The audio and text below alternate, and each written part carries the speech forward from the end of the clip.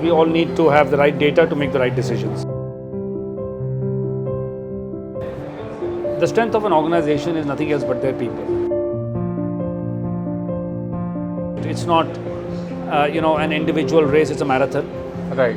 And we are all running the marathon today. So much of data. More importantly is how good you are at analyzing the data for business purpose.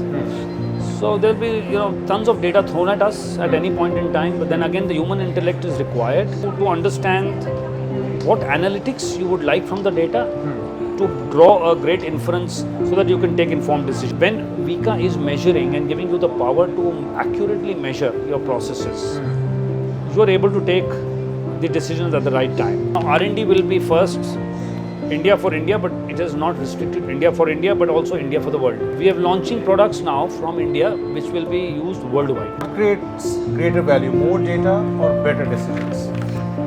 Better decisions. This sentence, the future of measurement will be? I would be saying, analytics on connected devices is what we see today.